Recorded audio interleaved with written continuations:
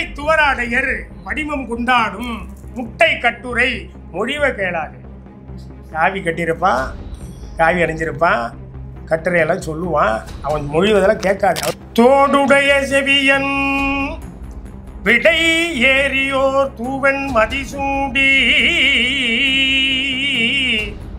காடுடைய சுடலை கொடிப்பூசியன் உள்ளம் கவர்கள்வன் ஏடுடைய மலரான் முனை நான் பணிந்து ஏத்த.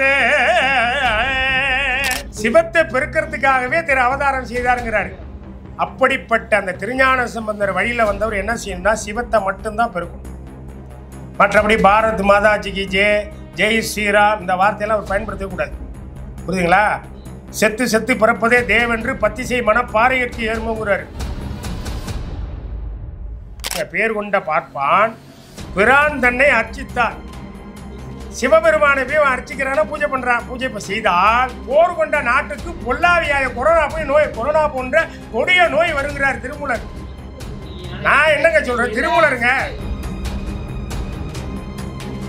அதுதான் இன்னைக்கு இந்த மாதிரி எல்லாம் பேசிக்கிட்டு தொப்பி தாடி இந்த மத நல்லிணத்துக்கு எதிராக செயல்பட்டு இருக்கிறாரு. நாம இந்து முஸ்லீமு இல்லைங்களா, கிறிஸ்தவர்கள் எல்லாம் ஒற்றுமையா இருக்கிறோம். எனக்கெல்லாம் நிறைய நட்பு, நான் ஒரு ஜோதிடங்கிறவங்க நிறைய நட்பு இருக்கிறாங்க. முஸ்லீம்கள்லாம் கிறிஸ்தவர்கள்லாம் இருக்காங்க. அவர்கள்லாம் இன்னைக்கு பார்த்தீங்கன்னா நான் ஒரு கோயிலுக்கு கூப்பிட்டா பாடல் பட்ட தளத்துக்கு வாங்கினா என் கூட வருவாங்க.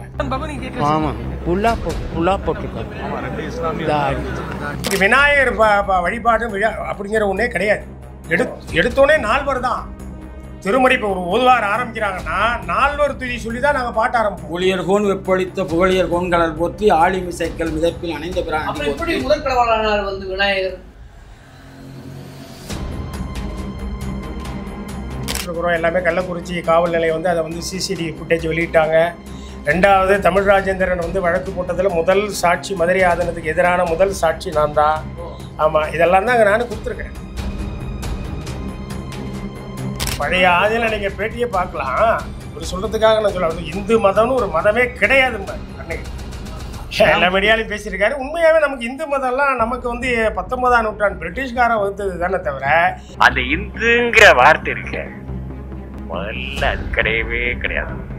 சைவம் வைணவம் தான். ஆனா சைவ வைணவம் தான் இருக்கணுமே தவிர இந்து என்ற சொல் இருக்கக்கூடாது. இன்னைக்கு நான் இருந்த அந்த பங்களாவை வித்துட்டேன். அதாவது பழைய ஆதினத்துடைய அப்பா பேர்ல இருந்தது. அந்த இடத்த நீங்க வித்துட்டேன். நீங்க அதை விசாரிச்சுக்கணும்ல. நான் சொல்லிட்டாலும் பகிரங்கம்மா வித்துட்டாரா இல்லையா நீங்க போய் ஆய்வு பண்ணுங்க. ஒரு மீடியா அது வித்துட்டாரு. ஒரு பாட்டு 6 மாதம் சொல்லி கொடுக்கணும். யாரும் படிப்பாங்களா நம்மள்கிட்ட சொல்லுங்க? ஆட்டோமேட்டிக்காக எல்லாரும் போயிடுவாங்க. நீங்கள் என்ன பாடசாலையை முடிக்கிறதுக்காக வந்துருக்கீங்களான்னு. அப்போ தான் எனக்கு அவருக்கும் வாக்குவாதம், கருத்து வேறுபாடு, முரண்பாடு வருது. தம்பரான் சாமிக்கு போய் நான் தேவாரம் சொல்லிக் கொடுக்கும்போது அதெல்லாம் சொல்லிக் கொடுக்கக்கூடாது. தேவாரம் திருமுறையெல்லாம் அவருக்கு என்ன கேட்காம நீங்கள் சொல்லிக் கொடுக்குறீங்க. எல்லாத்துலேயும் பார்த்தீங்கன்னா அவர் காம்படிஷன் எல்லாத்தையும் உள்ள நுழைவார்.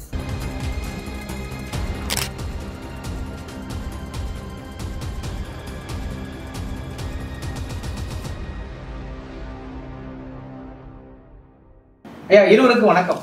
வணக்கம். முக்கியமா என்ன நடக்குது மதுரை ஆதீன மடத்துல ஒரு கேள்வி. ஏன்னா நீங்க அங்க தேவார ஆசிரியர் இருக்கீங்க. கண்டிப்பா. முக்கியமான உங்களுடைய ஆலோசனை பல நேரங்கள்ல அவர் முடிவெடுத்ததாக கேள்விப்படுவான்.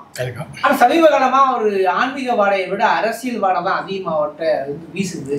சமீப காலமா பார்த்துருப்பீங்க, சொல்லி தெரிய வேண்டிய அவசியம் இல்லை. என்ன நடக்குது இப்ப? நீங்க தான் ஏன் வெளியேறீங்க? கண்டிப்பாக இதில் நீங்கள் ஆன்மீகம் என்ற சொல்லே தவறு. கேட்ட கேள்வி இல்லை. ஆன்மீகம் என்பதே நமக்கு சமயம். ஆன்மீகம் என்ற சொல்லாடலே சமஸ்கிருத வார்த்தை. நமக்கு அது புறம்பானது. நம்மளுடைய சமயம் தான், நம்மளுடைய பேரே சமயம் தான், சைவ சமயம். ஆமாம். ஏன்னா அது நான் முதல்ல உங்களுக்கு பதிவு பண்ணிடணும் இல்லைங்களா? தமிழாகரன் பாடசாலைன்னு பாடசாலை ஆரம்பித்து அந்த பாடசாலைக்கு தேவார ஆசிரியரை ரொம்ப என்னை வற்புறுத்தி என்னை கூப்பிட்டார். நான் எங்கேயுமே பணி செய்யலை, அவருக்கு தெரியும். ரொம்ப காலமாக எனக்கு ஒரு 30 ஆண்டு காலமாக கிட்டத்தட்ட அவருடைய பழக்க வழக்கம் எனக்கு அவர் ரொம்ப வற்புறுத்தி கூப்பிட்டார். நான் யார்கிட்டையுமே பணி செய்யலைங்க. ஏன்னா என் கொள்கை குறிக்கோள் காரணமாக எங்கும் நான் பணி செய்ய முடியவில்லை. அதான் உண்மை. இவர் ரொம்ப என்னை வற்புறுத்தி கூப்பிட்டதுனால நான் எவ்வளவோ அதை வேண்டான்னு ஒரு அளவில் தான் இருந்தேன். அப்புறம் ரொம்ப நான் ஒரு 10 பேர் அழைச்சிட்டு போயிருந்தேன் மரியாதை நிமித்தமாக. இவர் பதவியேற்றோன்னே இப்போ எல்லாரையும் போக சொல்லிட்டு என்ன மட்டும் இருங்கன்ட்டார். எல்லாருக்கும் சாட்சியோட சொல்கிறேன், 10 பேர் அழைச்சிருப்போம், 9 பேர் நீங்கள் எல்லாம் போங்க, நடராஜன் இருக்கட்டும் அப்படின்னாரு. எல்லாத்தையுமே நீங்கள் எல்லாம் சொல்லுங்கன்னாரு. அப்புறம் எங்கள் அம்மாட்டெல்லாம் கூப்பிட்டு பேசினார். தொடர்ந்து எனக்கு வந்து வரணும் நெருக்கடியை கொடுத்தாரு. சரி இவ்வளோ தூரம் நம்ம வந்து இது பண்ணுறாரு ஒரு ஆதீனமாக இருந்து, சரி நம்ம கொஞ்சம் நாள் இருப்போம் அப்படின்ட்டு தான் நான் வந்து எடுத்தோன்னே நான் இவர் கூப்பிட்டாருன்னு நான் ஃபேமிலியெலாம் அழைச்சிட்டு போனேன். நீங்கள் அங்கே சிந்திக்கிறோம், இவர் கூப்பிட்டா இருக்கிறதுக்காக நான் ஃபேமிலியெலாம் அழைச்சிட்டு போய் மாதம் 5 நாள் எனக்கு லீவு வேணும் கம்பல்சரியாக. நான் ஊருக்கு போனோம், திருவிடைமுறை எங்கள் ஊருக்கு வரணும் கொள்ளணுன்ட்டு மடத்திலேயே என்னுடைய காரும் அவருடைய கார் தான் அளவுன்னு சொல்கிறாருன்னா அந்த அளவுக்கு நான் என்னை வச்சுருந்தேன். நான் உண்மையை சொல்லணும் உங்களுக்கு. ஆமாம் அப்படி வச்சுருந்தார் என்ன. அது மாதிரி பார்த்தீங்கன்னா அந்த பாடசாலை ஆரம்பித்ததுக்கப்புறம் பார்த்தீங்கன்னா எனக்கு கொஞ்சம் கொஞ்சமாக நான் அதான் முதல்ல ஒரு 3 மாதம் வந்து அவருடைய இளவரசர் குவார்ட்டர்ஸ் தான் எனக்கு கொடுத்தாரு, அங்கே தான் இருந்தேன். அதுக்கப்புறம் பார்த்தீங்கன்னா அவருடைய வேலையை ஆரம்பிச்சிட்டார். அதாவது யாருமே அவர் நிரந்தரமாக அவர்கிட்ட பணி செய்ய முடியாது. இப்போ இதில் என்ன ஒரு இதுன்னு கேட்டிங்கன்னா, நான் வந்து இவர்கிட்ட வேலை தேடி வரல, அதை நான் பதிவு பண்ணணும்ல உங்களுக்கு. நான் இவர்கிட்ட வேலை கேட்டு வேலை தேடிலாம் வரல, இவராக என்னை வந்து கெஞ்சி கூத்தாடி என்னை கூப்பிட்டார். அதனால தான் நான் வந்து அதனால் இப்போ நான் வந்து சொல்ல முடியாமல் இவர் வந்து கூப்பிட்டாலும் ஒரு 3 மாதம் வரையும் நான் வந்து இளவரசர் குவார்ட்டர்ஸில் தான் இருந்தேன். அதுக்கப்புறம் ஒரு பழைய ஆதீனத்தோட அப்பா பேரில் ஒரு பங்களா ஒன்று இருக்குது பார்த்தீங்கன்னா, அது தபால் தந்தி நகரில் 6வது தெரு, பார்க் டவுன் 6வது தெருவில் அந்த பங்களாவை எனக்கு அலாட் பண்ணுறாரு. நீங்கள் இனிமேல் ஃபேமிலி அழைச்சிட்டு வந்துடணும் ரொம்ப போட்டு வற்புறுத்துறாரு. அப்பையும் கூட எங்கள் ஊருக்கு போயிட்டு வாடகை கொடுத்துக்கிட்டு வாடகை வீட்டில் தான் இருக்கேன். நான் என் மனைவி குழந்தைகள்லாம் அழைச்சிட்டு வரல, அங்கே தான் இருந்துகிட்டு இருக்கிறேன். அப்புறம் ரொம்ப போட்டு இது பண்ணோட தான் அதுக்கப்புறம் அந்த பங்களாவை எனக்கு கொடுத்து நீங்கள் வரணுன்னு தான் நம்ம போகிறேன். பார்த்தீங்கன்னா அதில் போய் நான் உட்கார்ந்ததுக்கப்புறமே அந்த பங்களாவை கொடுத்ததுக்கப்புறமே எனக்கு அங்கே பணி செய்கிறதுக்கான இடைஞ்சல் ஆரம்பிச்சிருச்சு.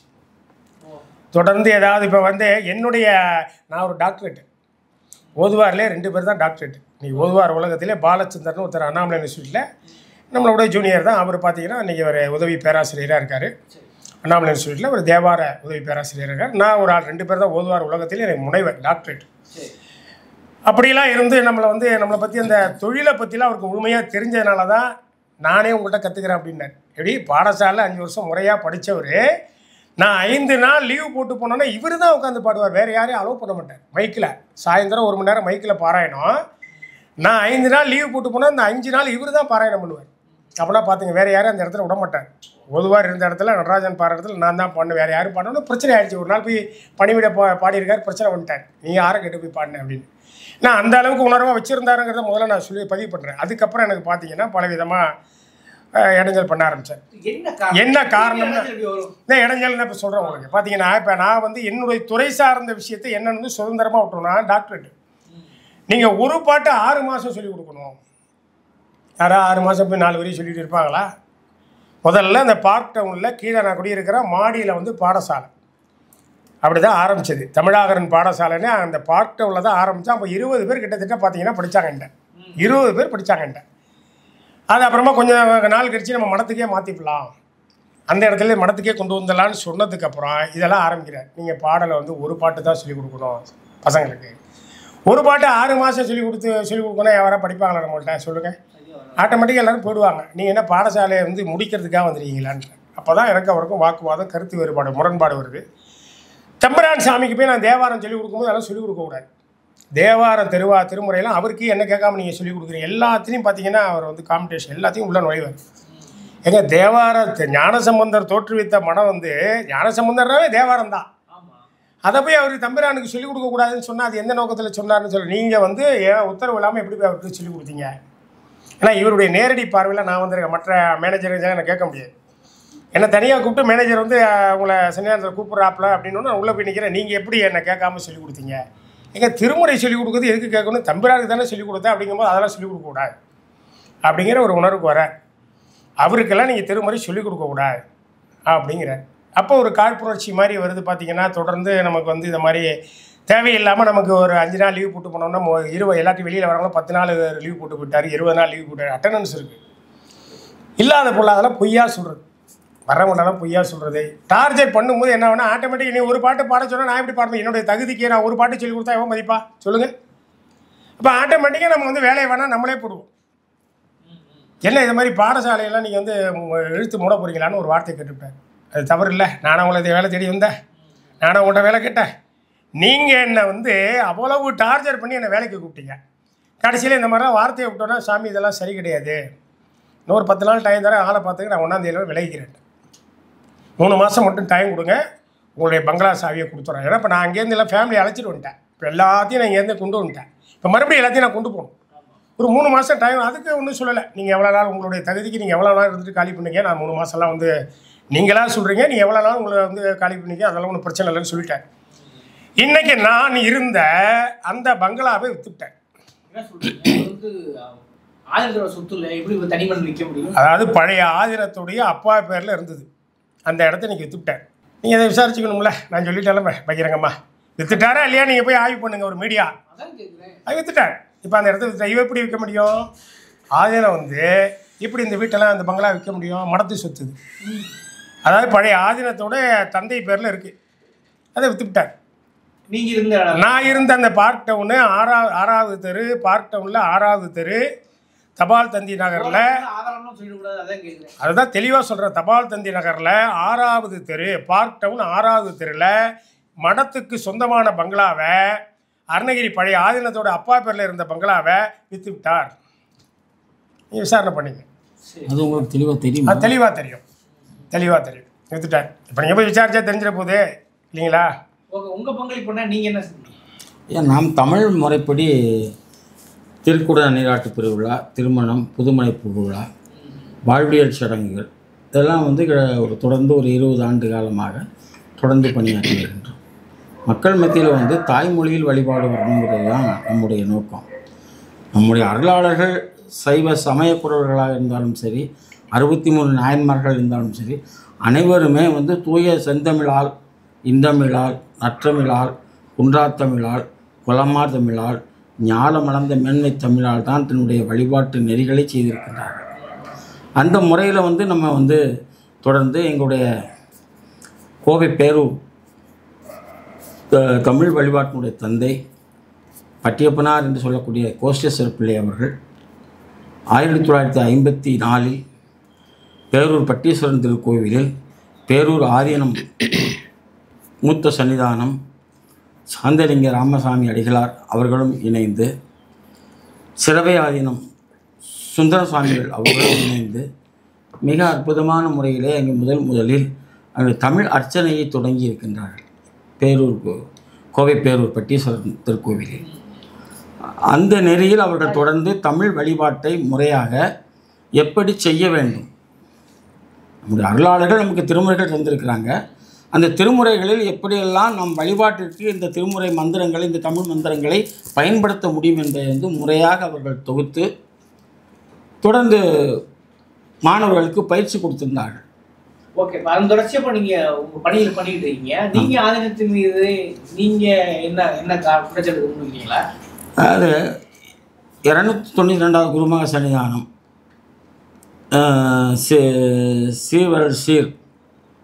ஸ்ரீமத் அருணகிரிநாத பரமாச்சாரிய ஞானசம்பந்த பரமாச்சாரிய சுவாமிகள் அவர்கள் மக்கள் மத்தியில் ஒருமைப்பாட்டையும் ஒற்றுமையும் விதைத்து வந்தார்கள்.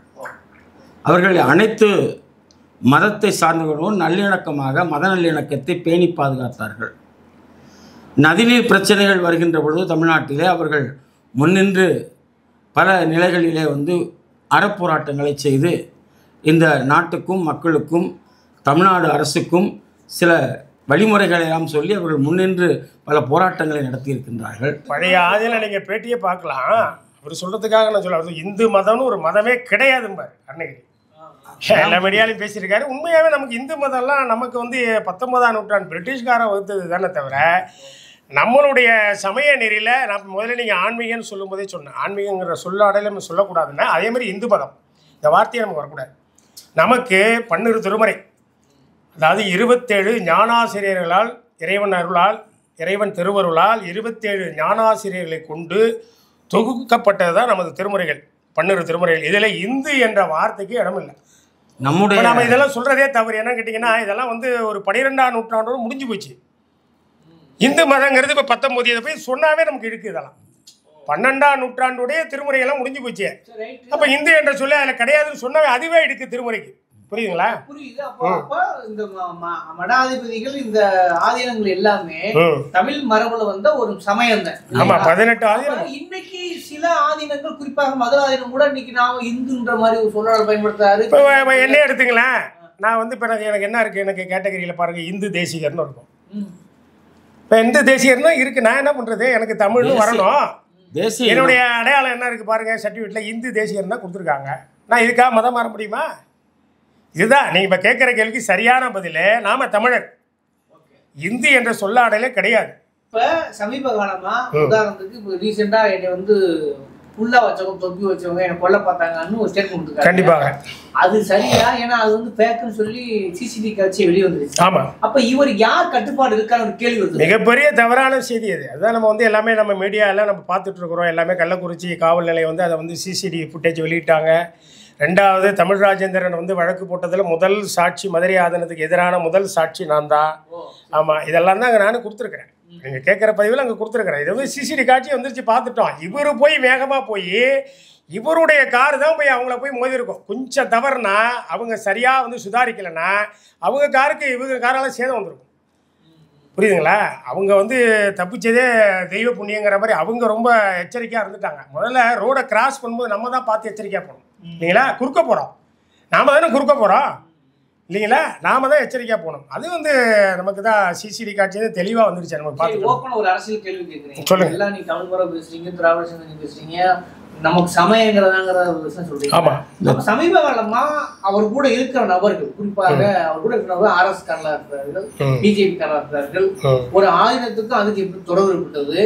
இவர் எதுவும் அங்க போய் ஏன் வந்து இப்போ சமீப காலமா பிற மதத்துக்கு எதிராகவும் பிஜேபிக்காரரும் நேரடியா பேசுறாரு இல்லையா? நான் நேரடியா கேட்குறேன், என்னதான் காரணம்? அதுதான் இப்போ அவருடைய செயல்பாடுகள் எல்லாமே சைவமும் தமிழும் பேசக்கூடிய நிலைகளாக மாறி இந்து மதம் அந்த நிலைக்கு அவர் போயிட்டார். நீங்கள் சைவமும் தமிழும் பேசினாதானே இந்த உணர்வுலாம் இருக்கும் உங்களுக்கு.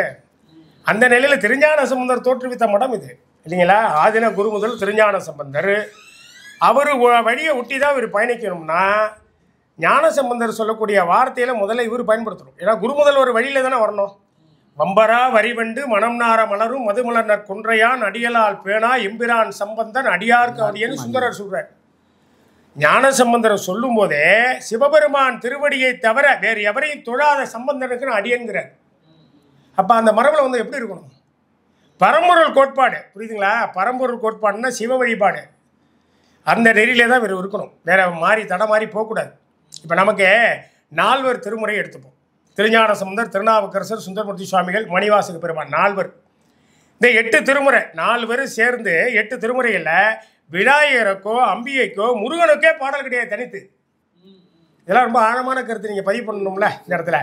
முருகனுக்கோ விநாயகருக்கோ அம்பிகைக்கோ தனித்து பாடல் இல்லை, எல்லாமே முடிவு சிவபெருமான். நமக்கு விநாயகர் வழிபாடு அப்படிங்கிற ஒன்றே கிடையாது. எடுத்தோடனே 4 தான் திருமுறை. இப்போ ஒரு ஓதுவார் ஆரம்பிக்கிறாங்கன்னா 4 துதி சொல்லி தான் நாங்கள் பாட்ட ஆரம்பிப்போம். ஊழியர் கோன் வெப்பொழித்த புகழியர் கோன்கடல் போற்றி ஆழிமிசைக்கல் மிதப்பில் அணைந்த பிரான்.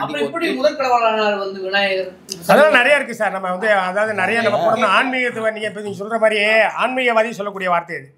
இப்போ நான் முதலே சொன்ன ஆன்மீகம் புறமாடுன்னு சொன்னேன். நமக்கு நிறைய சமயம்னாவே பரம்பொருள் சிவபெருமான் ஒருத்தர். சைவ சமயம் தான், ஒரே ஒருத்தர் தான் சிவபெருமான், ஒருத்தர் தான் கடவுள் அப்படிங்கிறதா நம்ம திருமுறையிலேருந்து.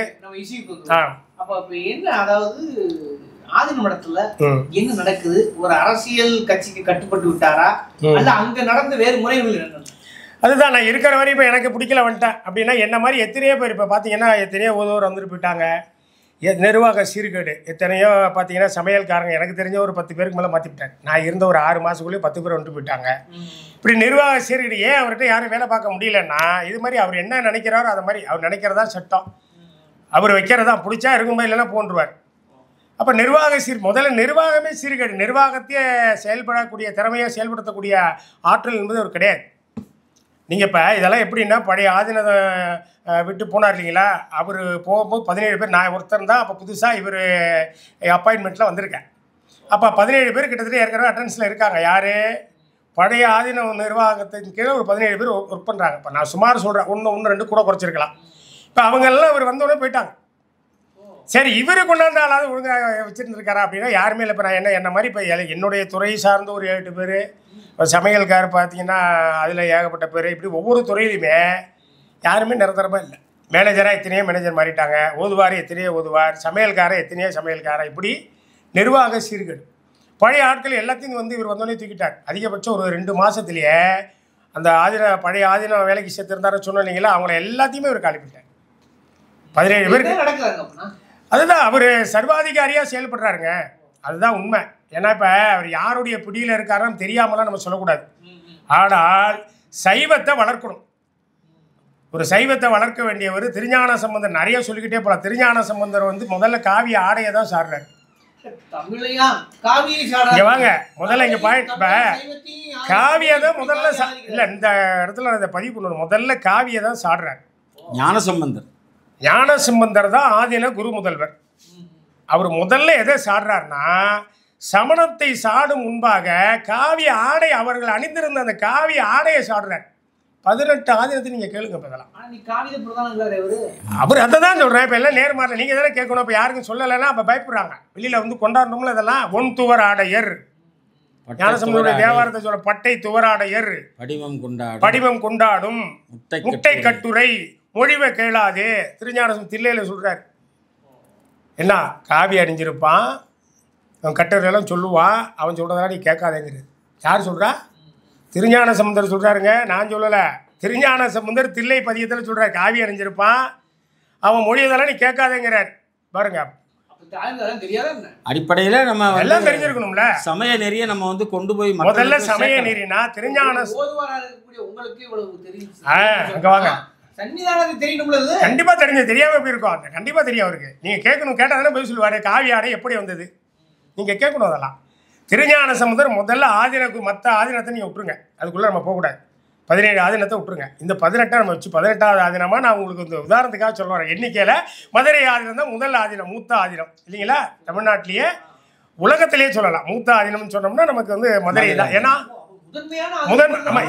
இந்தியாவிலே முதன்மையான உலகத்துக்கு நம்ம போகலாம். ஏன்னா நமக்கு தெரியாத விஷயத்த, இந்தியாவில் முதன்மையான ஆதீனம் எதுனா இன்னைக்கு மதுரை தான்.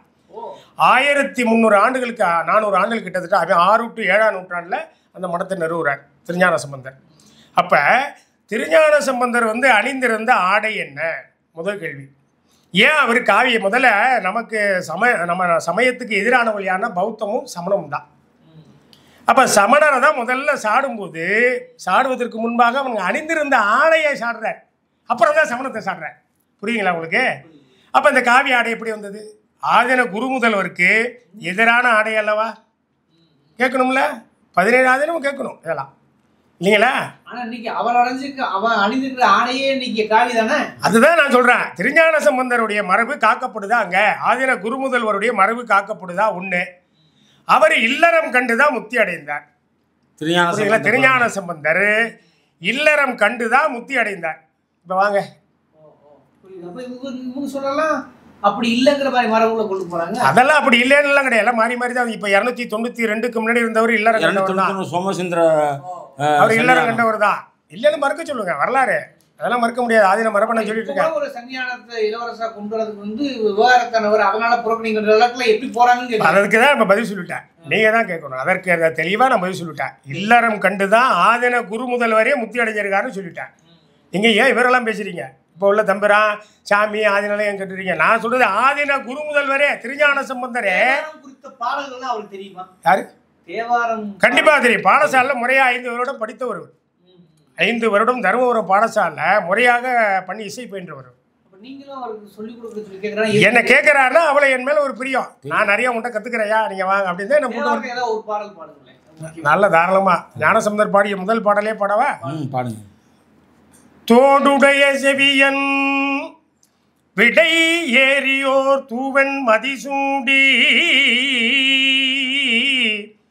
காடுடைய சுடலை பொடிப்பூசியன் உள்ளம் கவர்கள்வன் ஏடுடைய மலரான் முனை நான் பணிந்து ஏத்த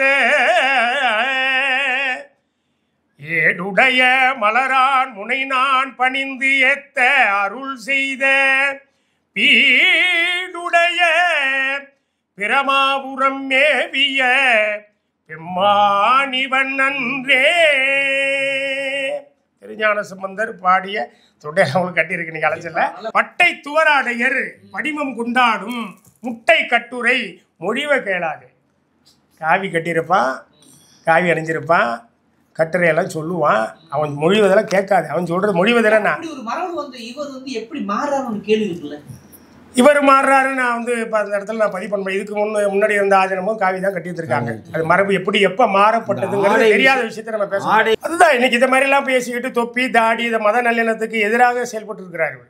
நாம் வந்து இந்து முஸ்லீமு இல்லைங்களா, கிறிஸ்தவர்கள் எல்லாம் ஒற்றுமையாக இருக்கிறோம். எனக்கெல்லாம் நிறைய நட்பு, நான் ஒரு ஜோதிடங்கிறவங்க நிறைய நட்பு இருக்கிறாங்க. முஸ்லீம்கள்லாம் கிறிஸ்தவர்கள்லாம் இருக்காங்க. அவர்கள்லாம் இன்றைக்கி பார்த்தீங்கன்னா நான் ஒரு கோயிலுக்கு கூப்பிட்டா பாடல் பட்ட தளத்துக்கு வாங்கினா என் கூட வருவாங்க. அப்படி இருக்கோம் நாங்கள்லாம். இவர் நேர் எதிரால வந்து இது மாதிரி தொப்பி தாடி அப்படின்னா தீவிரவாதம்னாவே முஸ்லீம் அப்படிங்கிற மாதிரி ஒரு நோக்கத்தில் கொண்டு போய் சொல்லிட்டு இருக்கிறார். அப்போ இந்துல தீவிரவாதி கிடையாதா?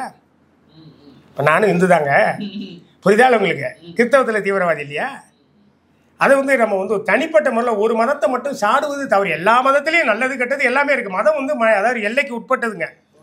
மதம் என்பது மனிதனால் வகுக்கப்பட்டது, எல்லைக்கு உட்பட்டது. சமயம் வந்து எல்லைக்கு அப்பாற்பட்டது. அதுதான் நம்முடைய சைவம் சொல்லுது, புரியுதுங்களா?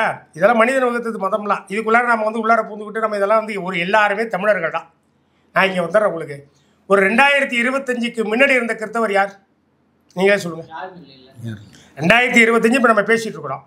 2025 ஆண்டுகளுக்கு முன்னாடி இருந்த கிறிஸ்தவர் யார்? தமிழர். தமிழர், அதை சொல்லுங்க. தமிழர் தான். இப்போ எல்லாருமே நம்ம தமிழர்கள் தான். இப்ப இதெல்லாம் மதத்தால பிரிஞ்சு கிடக்குறோங்க. இப்ப நான் சொல்றேன் பாருங்க, அதுக்கு மதத்தால் பிரிந்து கிடக்கின்றோம், புரியுதுங்களா? ஆமா. எனக்கு வந்து ஜாதியால் பிரிட்டிஷ்காரன் என்ன பண்ணானா, இந்து முஸ்லீம்னு ஒன்று இருக்கு. அதாவது முஸ்லீம் கிறிஸ்தவர் ஒரு பிரிவு இருக்காங்க. அது அல்லாத ஒரு பிரிவெல்லாம் சேர்த்து என்ன பேர் வைக்கணும்னு சிந்து மதம்னு வந்தது. சிந்து சமவெளி நாகர், அது மருவி போய் இந்துன்னு மாறி போச்சுங்க. அவ்வளோதான். இதுதான் வந்து வரலாறு. அப்போ இப்படி ஒரு மதமே கிடையாது. எல்லாமே இப்போ 2025 கிறிஸ்தவ மதம் கிடையாது. இப்படி நம்ம சொல்லிட்டு போனால் எல்லாருமே தமிழர்கள்னு சொல்ல வரோம். நம்ம அனைவருமே தமிழர்கள். தமிழர்கள் எல்லாருமே ஒற்றுமையாக தான் இருந்தோம். காலப்போக்கில் இந்த மாதிரி உங்களுக்கு சில விஷயங்களை திணிக்கும் போது, இப்போ நான் சின்ன உதாரணத்தை சொல்கிறேன். இப்போ நம்ம சமணமும் பௌத்தம் தான் சைவத்துக்கு எதிரானதுங்கிறது வரலாறு. நான் சும்மா கதையெல்லாம் இங்கே வந்து மதத்தெல்லாம் நான் வந்து நம்ம கொண்டு வந்து பேச நினச்சிடக்கூடாது. வரலாறு படித்து சொல்லணும். 18 ஆயிரமும் சொல்லட்டும். சைவத்துக்கு நேர் எதிரானது எதுன்னு கேட்டிங்கன்னா பௌத்தமும் சமணமும். இப்போ அது எதில் இருக்குது நீங்களே சொல்லுங்கள். இன்றைய காலகட்டத்தில் இந்து மதத்தில் தான் அது இருக்குது. அதில் தான் நானும் இருக்கு. இப்போ சைவமும் அதில் தான் இருக்குது.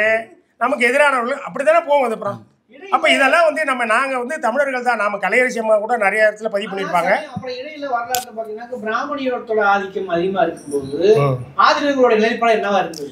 சரிங்க, பிராமண ஆதிக்கங்கிறது ரைட்டு எல்லாம் வந்து இன்னைக்கு காலப்போக்கில் மாறிக்கிட்டு இருக்கு. இது அழகாக திருமூலர் சொல்கிறார். பேர் கொண்ட பார்ப்பான் பிரான் தன்னை அர்ச்சித்தால் போர் கொண்ட நாட்டுக்கு பொல்லா வியாதியாங்கிறார். என்ன பொருள் தெரியுங்களா? பேர் கொண்ட பார்ப்பான், பெயரளவில் பார்ப்பான்னு இருக்கான்ல, அவன் வந்து சிவாலயத்தில் பூஜை செய்தால் என்றால் பாருங்க, பேர் கொண்ட பார்ப்பான் பிரான் தன்னை அர்ச்சித்தால், சிவபெருமானை போய் அர்ச்சிக்கிறானா, பூஜை பண்ணுறான். பூஜை இப்போ செய்தால் போர் கொண்ட நாட்டுக்கு பொல்லாவியாய கொரோனா போன்ற கொடிய நோய் வருங்கிறார் திருமூலர். நான் என்னங்க சொல்றேன், திருமூலருங்க. நான் சொல்றது திருமந்திரம் 18 ஆதினத்துக்கு கேளுங்க. பார்ப்பனர்களுக்கு வந்து உருவ வழிபாடே கிடையாது. முதல்ல பார்ப்பனர்களுக்கு உருவ வழிபாடே கிடையாது. இல்லை அதை விடுங்க. நான் இப்போ கேட்ட கேள்வி சரியான பதில் கொடுத்துருக்கேன். திருமந்திரத்தை நான் சொல்லல, திருமூலர் சொல்றார். கைலாயத்து சிவயோகியார் அவர், அங்கேருந்து வந்தவர். இங்கே வந்து மூலனுடைய உடலில் பூந்ததுனால தான் அவர் திருமூலன்னு பெயர் பெற்றார். அப்புறம் அந்த உடலை இறைவன் வந்து நீ தமிழில் ஆகமத்தை படைக்கிறதுக்காக தான் உன்னை நான் இங்கே கொண்டாந்து வச்சேன்னு சொல்லிட்டு இந்த உடலை மறைக்கிறார். நிறைய வரலாம். நம்ம அதை போய் நம்ம சப்ஜெக்ட்டுக்கு வந்து ஏங்க, திருமூலர் வந்து அந்த உடலை மறைச்சதே இப்போ எதுக்குன்னு சொல்லிட்டார். என்னை நன்றாக இறைவன் படைத்தனன் தன்னை நன்றாக தமிழ் செய்யுமாறு. என்னை இறைவன் நல்லா படைச்சது எதுக்குன்னு கேட்டிங்கன்னா, அந்த ஏன் அந்த உடலை மறைச்சாருங்கிறத அந்த பாட்டை சொல்கிறாரு. தன்னை நன்றாக தமிழ் செய்வேன். சிவபெருமான் இறைவனை பற்றி தமிழ் படுத்திட்டு வரதுக்காக தான் அந்த உடலை மறைச்சாராம். திருஞான சம்பந்தருங்கிறது யாரு? அவர் எதற்காக வந்தார்? அந்த வழியில தான் அந்த ஆதீனம் வரணும்ல, அதான முறை. அப்படி முறை இல்லைன்னா என்ன செய்யணும்? இதை உலகத்துக்கு கொண்டு வந்து நாம் என்ன பண்ணுவோம், சைவர்களாகிய நாம் வந்து இதெல்லாம் அகற்றணும். மீட்டெடுக்க முறை தவறிச்சுன்னா அந்த ஆதீனத்தை அதுலேருந்து அகற்றணும் சைவர்கள்லாம் சேர்ந்து. இப்போ நீங்கள் ஏன்னு கேட்டிங்கன்னா யாரும் அதெல்லாம் அகற்றத்துக்கு முன் வராதுக்கு காரணம்னா அவங்கவுங்க பயம். அவம் பெருக்கும் புல்லறிவின் அமன் முதலாம் பரசமய புரை நெறிகள் பாழ்பட நல் ஊழிதொரும் தவம் பெருக்கும் சண்பையிலே தாவில் சராசரங்களெல்லாம் சிவம் பெருக்கும் பிள்ளையார் திரு அவதாரம் செய்தார். சிவம் பெருக்கும் பிள்ளையார் திரு அவதாரம் செய்தார். சண்பைனா சீர்காழி. சிவம் அதை பாருங்க சொல்றாரு பாருங்க, அவம் பெருக்கும் புல்லறிவின் அமன் முதல சமணர்கள். அப்படிப்பட்ட சமணர்களுடைய புரை நெறிகள்லாம் பாழ்படங்கிற அதை அழிக்கிறதுக்காக ஒரு குழந்தை பிறந்தது. அது எதுனா வளர்த்தது? அதை அருமையாக சொல்கிறா பாருங்க. தவம் பெருக்கும் சண்பை, இந்த சீர்காழியோட மண்ணை சொல்கிறார். தவ சீலர்கள் வாழ்ந்த மண் அது. தவம் பெருக்கும் சண்பையிலே தாவில் சராசரங்கள் எல்லாம். சரம் அப்படி என்றால் உயிருள்ள பொருள், அசரம் என்றால் உயிரற்ற பொருள். சராசரங்கள் எல்லாம் சிவம் பெருக்கும் பிள்ளையார் திரு அவதாரம் செய்தார்.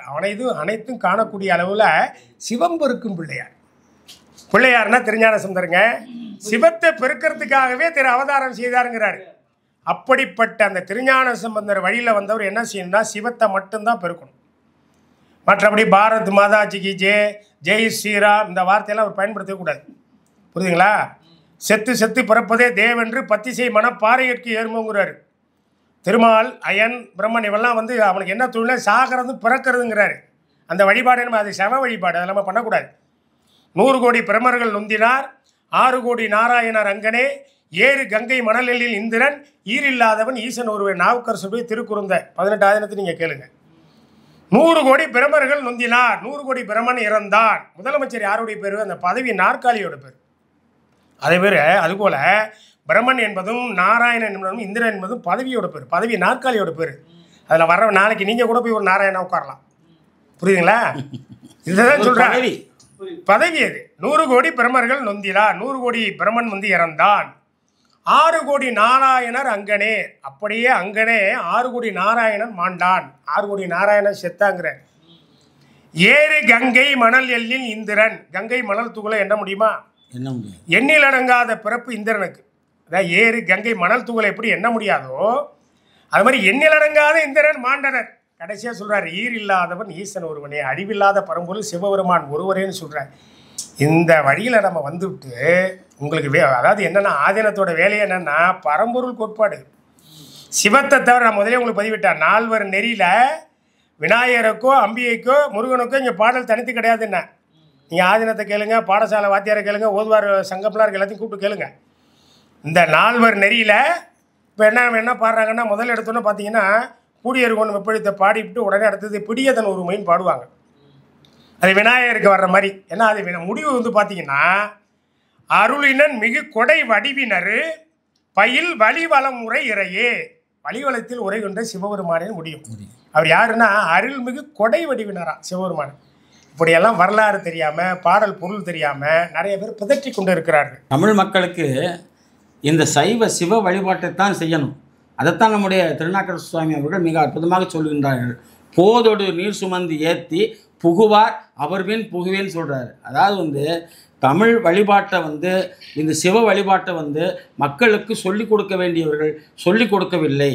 தமிழ் சைவ ஆதீனங்கள் இதையெல்லாம் மக்கள் மத்தியில் எடுத்து ஒரு எழுச்சியாக கொண்டு சென்றால்தான் அவர்கள் ஒழுக்க சிலராக நல்ல ஒரு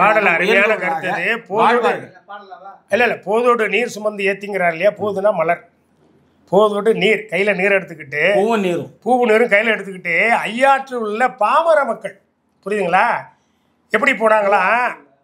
கருவறையில் போய் சிவபெருமான வழிபட்டாங்கிறார். அவர்கள் பின்னாடியே என் வழிபாடை நான் செய்கிறேங்கிறார் திருநாவுக்கரசு பெருமாள். மக்கள் வந்து எல்லாமே மாறி போச்சுங்க. நீங்கள் சொல்ற மாதிரி பார்ப்பனி எல்லாமே பார்த்தீங்கன்னா சடங்கு சம்பிரதாயம் வைதிக நெறி வந்து இன்றைக்கி ரொம்ப ஆழமாக போயிட்டுருக்கு.